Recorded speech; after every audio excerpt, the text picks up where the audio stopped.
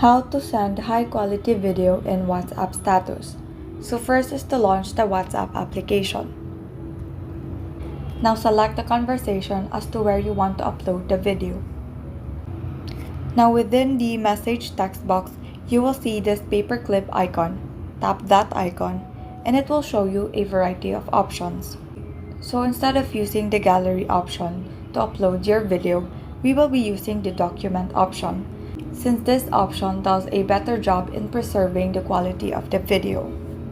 Now you can select choose from gallery. From here, select the video that you want to upload. Now in this page, you can add a caption to your video or leave it as it is. Now once you're done, hit the send button located on the lower right corner.